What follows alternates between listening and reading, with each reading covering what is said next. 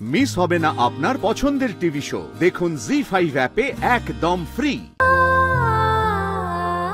একটা শেষ সুযোগ দাও শ্রী, প্লিজ প্লিজ শ্রী, আমি হাত জোর করছি শ্রী।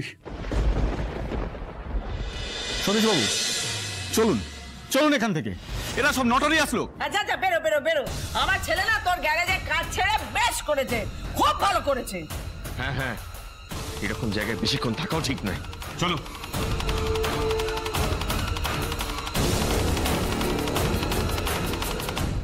মা মা কি হলো মা? শ্রী কোথায়? কি হলো? এলো না,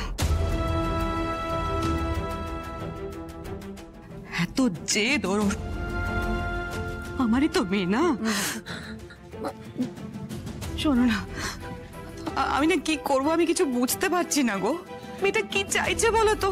বড় এক কাজ করো, চলো আমরা চলে যাই। তুমি ওকে বোঝাতে আজ পারবে না। এখানে কি করবে বলো তো? কি করবে, কিভাবে থাকবে, আমি কিচ্ছু বুঝতে পারছি না। কেন এখানে সবাই যেভাবে থাকে সেভাবেই থাকবে? এমন একটা ভাব করছে যেন ওর মেয়ে একবারে স্বর্গের অপ্সরা এসেছে। দেখো মুখটা দেখো, স্বর্গের অপ্সরা এসেছে। আর এইরকম মা দেখেছো কোনোদিন? হ্যাঁ, কোনোদিন দেখেছো? মেয়ে বলছে শ্বশুর ঘর করবে, মা বলছে বাপের বাড়ি চল। কি অনাথ সৃষ্টি কাণ্ড গো বাবা! শোভা, এদের আর অসম্মান করো না দয়া করে। হ্যাঁ, লজ্জা আমার মাথা নত হয়ে যাচ্ছে। আমরা কিন্তু এতটা অভদ্র লোক নেই যেটা তুমি করছো।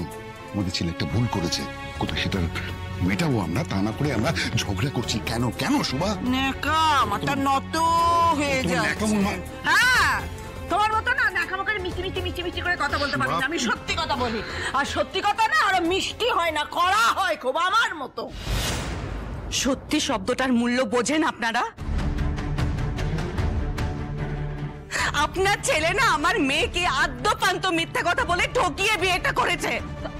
আপনার মেয়ে কি করেছে? সত্যি কথা বলেছে নাকি? ধোয়া তুলসী পাতা যেন একেবারে। ম্যানেজার ম্যানেজার, ওই তো করে তো ওই দোকানে ফিরি, খদ্দের ডেকে মাল বিক্রি করে। আগে যদি জানতাম না যে ওই মুদির দোকানের মতো কাজ করে, মুদির দোকানে খদ্দের ডেকে মাল বিক্রি করে, ম্যানেজার নয়, তাহলে আমার ছেলের সঙ্গে একদম বিয়ে দিতুম না।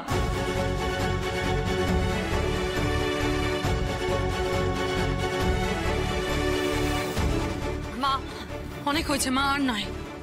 এই এই এই ক্লাসলেস লোকজনের সাথে মুখ লাগানোই বৃথা। মা রূপুর সামনে বুঝতে পারছেন ওরা।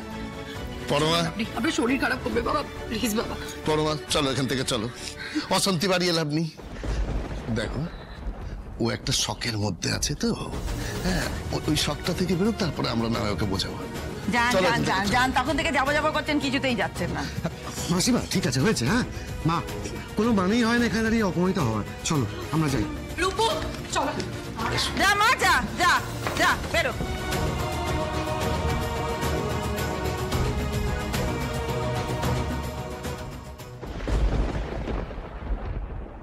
আমার মেয়েটা খুব অভিমানী, আজকে হয়তো আমাদের ফোন ধরবে না। আমি কিন্তু আপনার কাছ থেকে খবর নেব, একটু দেখে রাখবেন বিপ্লব বাবু। ও এবারের বউ, আমার মেয়ে, আমার ক্যাপ্টেন। আপনি নিশ্চিন্তে থাকুন প্রভাত বাবু, যখন ইচ্ছা হবে তখন ফোন করবেন। আমি আপনার মেয়েকে দেখে রাখবো, ও ঠিক থাকবে, একদম চিন্তা করবেন না। আমি আছি, আমি আছি প্রভাত বাবু।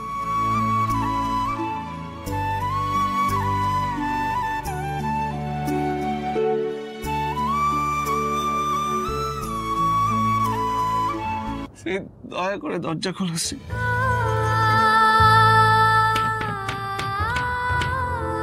দয়া করে দরজা খোলো শ্রী, প্লিজ।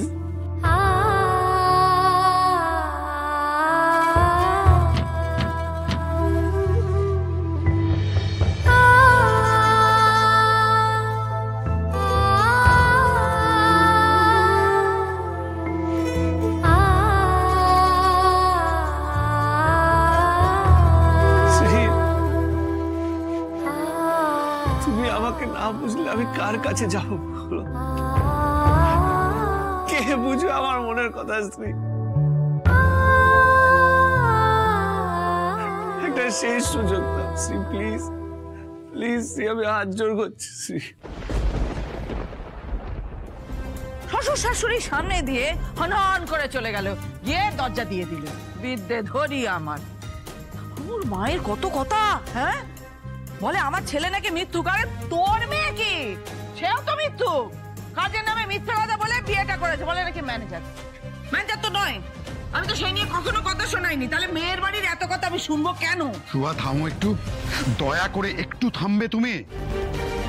ওরা তো চলে গেছে, তারপরে এই সমস্ত কথা কেন বলছো তুমি? আর বারবার তুমি একই কথা বলে চলেছো কেন বলো তো? শ্রী কবে বলেছে, কবে বলেছে ও ম্যানেজার? তোমার ছেলেই তো ভুল বুঝেছে। আমার ছেলে ভেবেছিল যে সারা জীবন বউয়ের কাঁধে বন্দুক রেখে কাটিয়ে দেবে। যেমন তুমি ভাবো, তোমারই তো ছেলে, তাই না? তোমার মতোই ভেবেছিল। তার জন্য তুমি অযথা শ্রীকে দোষারোপ করছো, যা মুখে আসছে তাই বলে যাচ্ছ। কার ঘরে বন্দুক রেখেছি আমি? লজ্জা করছে না কতগুলো বলতে? হ্যাঁ, বিবেক সেজেছো তুমি, রাত্তামালার বিবেক সেজেছো। সেই জন্য ছেলের বউয়ের হয়ে এত কথা বলছো। কিন্তু তুমি কি করছো? কি করছো তুমি সারা জীবনে এই সংসারের জন্য? মদ গিলে গেলে রাস্তায় পড়ে থেকেছো, আর পুরো সংসারটাকে রাস্তায় নামিয়েছো। এই ছেলে মেয়েগুলোর মুখে একটু খাবার তুলে দেওয়ার কি কষ্ট সেটা জানো তুমি? রাত্রিবেলায় মদ গিলে একতলা ভাত খেয়ে শুয়ে পড়েছো। ওরা লেখাপড়া করছে কি করছে না, খাচ্ছে কি খাচ্ছে না, বেঁচে আছে না মরে গেছে, কখনো জানতে চেয়েছো? জানতে চাওনি তুমি। এখন পরের মেয়ে হয়ে তুমি কথা বলছো।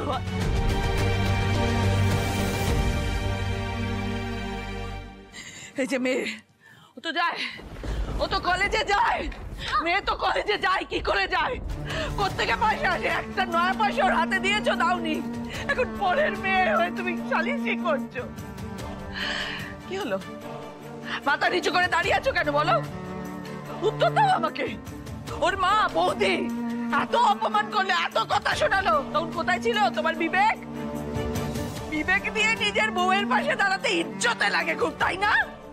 মা, মা বৌদি তো তোমাকে কোনো খারাপ কথা বলেনি মা।